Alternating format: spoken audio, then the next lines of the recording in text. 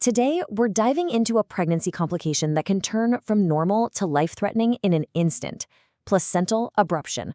It's a terrifying scenario where a baby's lifeline gets cut, but as we're about to see, it's a battle that can absolutely be won. So, to really get what happens when things go wrong, we first have to talk about the amazing organ that makes it all possible in the first place: the placenta. The placenta is only around for about 9 months, but its job is just massive. Think of it as the baby's personal support system. It's their lungs, their kidneys, their gut, everything. It delivers all the oxygen and nutrients they need to grow. It is, no exaggeration, their lifeline. Now, for that lifeline to work, it has to stay connected. And I mean securely connected to the wall of the uterus for the entire pregnancy. It's designed to hang on tight until the job is done, until after the baby is safely delivered. But sometimes it doesn't. So what happens when that critical connection is broken? Well, that dangerous premature separation is exactly what doctors call a placental abruption. And it doesn't matter if it's just a small part that tears away or if the whole thing detaches. Any separation messes with that critical flow of oxygen and nutrients. And that puts both mom and baby in serious danger right away. Okay, so this is a really important distinction to make because people get these two mixed up all the time. With an abruption, the placenta is in the right spot, high up in the uterus, but it tears away, and this is often incredibly painful. That's totally different from placenta previa, where the placenta is in the wrong spot to begin with. It's covering the cervix, and that usually causes bleeding, but without the pain. And this is where things get really scary. Not all abruptions give you a clear warning sign. With a concealed abruption, the blood actually gets trapped behind the placenta. There's no external bleeding, so you might not know anything is wrong.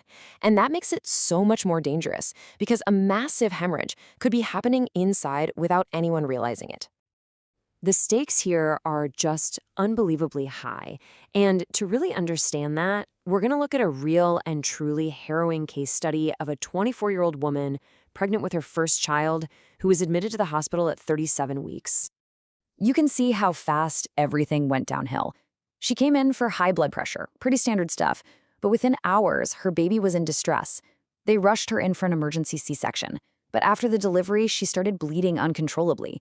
Her blood just lost its ability to clot. It's a devastating condition called DIC. And she went into cardiac arrest right there on the operating table.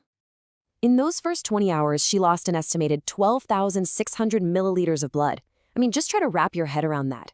That is more than twice the entire amount of blood in an average adult's body.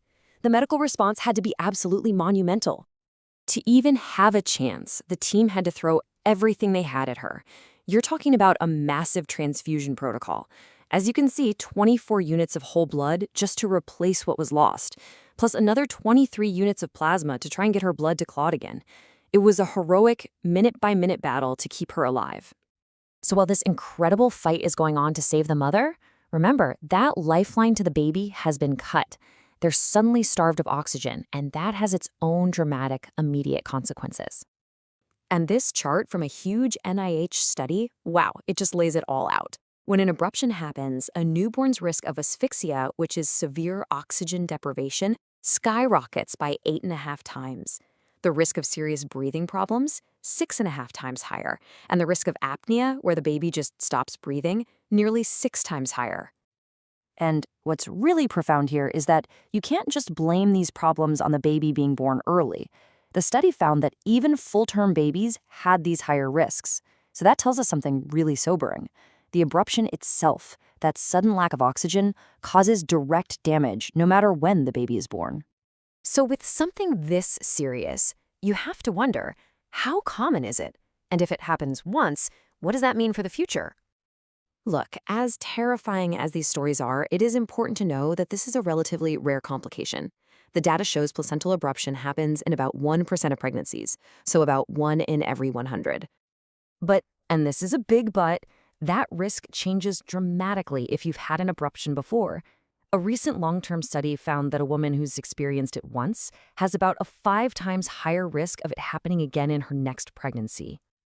Okay, so knowing all this, how do doctors stay ahead of it? what does all this mean for actually helping patients? Well, doctors are on high alert for a few key risk factors. The really big ones are high blood pressure during pregnancy, any kind of physical trauma, think car accidents or falls, smoking, and of course, if you've had an abruption in the past. And trauma is a really tricky one. The signs can be so subtle, like just a seatbelt mark. And get this, even an ultrasound can easily miss it. They only have a sensitivity of about 24%. That's not great odds. It's exactly why after any significant trauma, they have to monitor the baby for hours just to be safe. Let's just circle back to that near-fatal case study for a second. The doctors who saved that young mother's life, in their own report, they described that blood clotting failure, that DIC, as a spine-chilling nightmare. That's not patient testimony, that's from the doctors. It tells you just how terrifying this is from a medical perspective. And yet, even after a spine-chilling nightmare, here's the most important part of the story. Despite the cardiac arrest, despite the unbelievable blood loss, she survived, and her baby survived. After 40 days in the hospital, they both went home. It's proof that with quick action and a great team, even the absolute worst-case scenario can have a happy ending. So this incredible story of survival really leaves us with one big question for the future. We've seen how brutally dangerous this condition is, but also how it can be overcome. The real challenge now is to get ahead of it, to find new ways to monitor the placenta's health in real time, and maybe, one day, to stop this crisis before it even has a chance to start.